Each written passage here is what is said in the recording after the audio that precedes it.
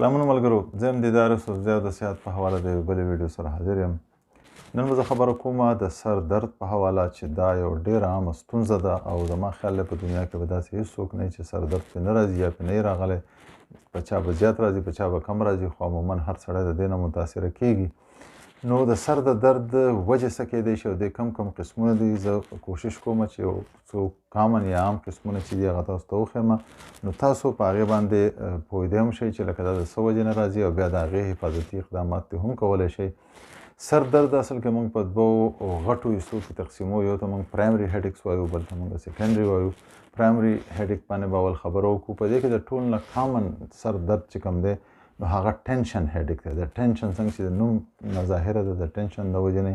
او دا سر درد چې نو دا عموما په دې تندي باندې وي او داسې دې طرف ته خورېږي او دا لکه داسې یو بینډ چې د څیز نه تاوي یا پرشر پرې راځي یا زور پرې راځي، دغه شانتې په دغه ځایونو باندې زورې شروع کېږي، ورو بیا ورو زیاتېږي. د دې وجه څنګه چې د نوم نه ظاهره ده لکه ټینشن هیډیک دی. نو ټینشن نه که هغه فزیکل سټرس یا تاسو لکه وجود ستړیا یا د مغزو ستړیا یا پوزیشن داسې چې لکه په هغې کې تاسو ناست یې هغه پوزیشن صحیح نه وي. بله ورځ ما موبایل خبره هم کوله که نه، نو په هغه وجه لکه هغه سترګې ستړي شي، سر ستړی شي یا د کار د وجې نه، نو دغه ټینشن هیډیک د دې څیزونو نه راځي. نو کله چې ټینشن هیډیک راشي نو په دې ځای باندې هغه زیاتي او دغه شانتې بینډ یا زورلی کېږي، پرشر یې. نو تاسو له پکار ده چې لکه بیا آرام وکړئ یا که په یو خاص پوزیشن کې چې د پوزیشن نه ځان بدل کړئ یا که منټل سټرس چې د هغې نه ځان وباسئ او دغه شانتې ستاسو د سر درد چې دی هغه دغه کېدی شي، ختمېدی شي. دویم عام سر درد چې کوم دی نو هغه ته موږ د ساینسز د وجې نه وایو.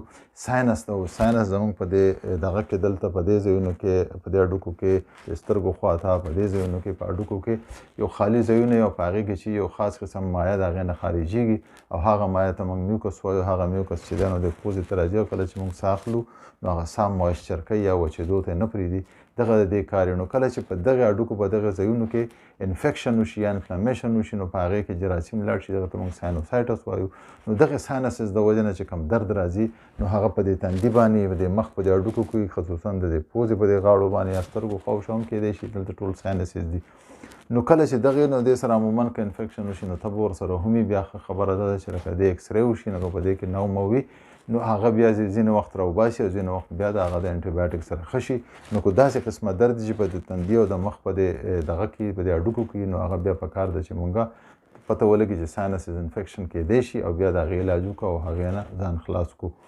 دریم او غټ سر درد چې کوم دی نو هغه ته موږ مایګرین وایو یا ته موږ نیم سیری وایو. د هغې علامات دا دي چې لکه هغه په دې نیم طرف یا عموما یا په یو طرف یا په بل او ورو شروع کېږي. دا د 3 غنټو نه راواله 3 ورځو پورې کېدی شي.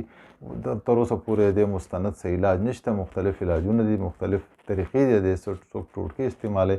خو په دې کې کېږي هم داسې چې یا میټابالیک ډسارډرز یا لکه په مغزو کې چې کله یو رګي او یو طرف ته یا بل طرف ته نو هغې وینې سپلای اول کمه شي او بیا هغه ډایلیټ شي یا وینې سپلای ورته تیزه شي نو د تیزوالي د وجې نه درد راځي. د درد سره چې دی اکثر د درد نه مخکې خلکو ته ځینو خلکو ته کلاسیک مایګرین ورته وایي.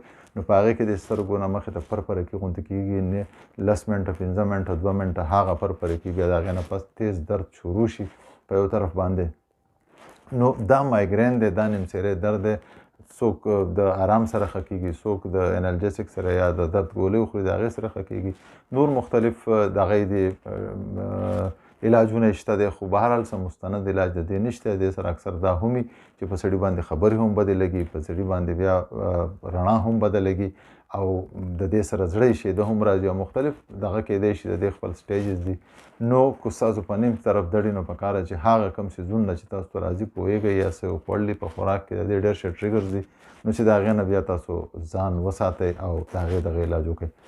دریم بیا موږ وایو څلورم، بلکې څلورم موږ دې ته وایو چې دا چې دی د کلسټر هیډیک ورته موږ وایو. کلسټر هیډیک اکثر په دې دغه باندې په دې یو سترګه باندې راځي او هغه اکثر دلته یو 5م رګ دی، نرو چې ورته موږ وایو ټرایجمینل نیورالجیا. د هغې د وجې نه کېږي.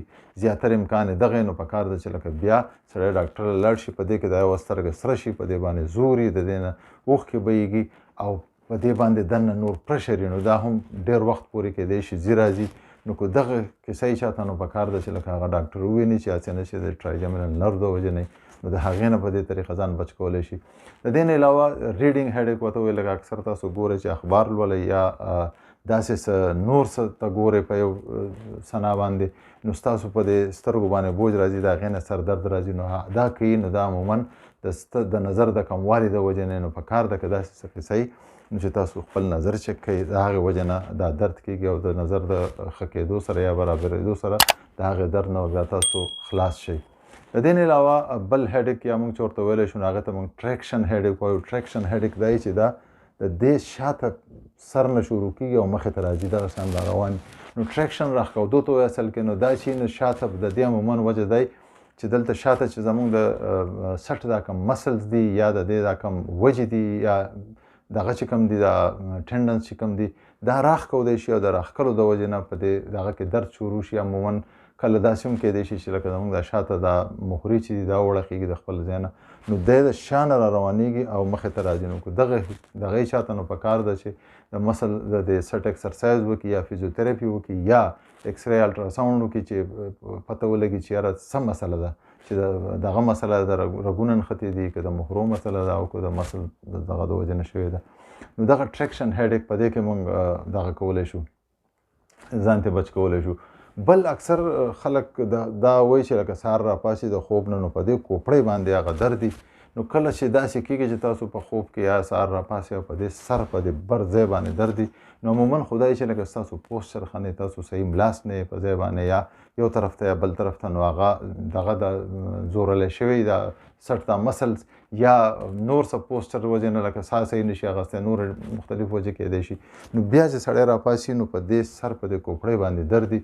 خو د دې سره سره دا هم چې لکه چا په کوپړۍ په سر درد دي نو دا ده چې لکه ډاکټران دا وایي او دا میډیکل ساینس چې دغه کې کیدی شي د اوبو کمی نو پکاره چې دغه خلک اوبه زیاتې څښي او د دې سره سره د ګردو خپل ټیسټونه دي چې هغه وکړي نو د ګردو د وجې نه هم چې هغه د کوپړۍ د درد چې دی نه د ګردو د وجې نه هم کیدی شي. نو دغه د دې نه علاوه بل درد کو موږ وګورو نو ښه انزایټي هیډیک ورته وایي. انزایټي داسې چې لکه ډېر خلک داسې چې هغه وایي چې یاره موږ چېرته ځو او په یو ځای کې موږ یا تقریر کوو یا چېرته بل په داسې ګڼه ګوره کې کینو او داسې څه دغه یي څه میټینګ یا څه نور څه داسې دغه یي نو هغه چې دی د ګڼې ګورې له ورځي او هغه که خبرې کوي یا که نور څه کار کوي نو په هغې کې په هغو باندې پرشر راځي نو دغه انزایټي هیډیک دغې ته وایي. نو پکار ده چې لکه دی څه انزیولیټک د هغې نه مخکې یا ځان ریلیکس ساتي. نور هم بل ها طریقې دي په نور څه نه نو انزیولیټک دا خوړی شي. نو دا ټول چې راځي لکه دا ټول هیډیکس یا د درد دا قسمونه چې کوم دي سر درد نو دا په پرایمري هیډیک کې راځي. د دې نه علاوه سیکنډري هیډیکس چې کوم نو سیکنډري هیډیک بیا خدای مکه هغه ډېر خطرناک هغه دی چې یاره په سر کې د چا څه ټیومر یا څه کینسر وغیره یا پکې څه یا که دننه پکې وینه جم شوي یا اکسیډنټ د وجې نه نو دغه یا دننه نور څه نیورالوجیکل ډیزیزز دي نو کم انډرلاینګ ډیزیز چې د هغې د وجې نه چې کوم هیډیک یا سر درد راځي نو هغې ته مونږ دغه وایو سیکنډري هیډیکس وایو.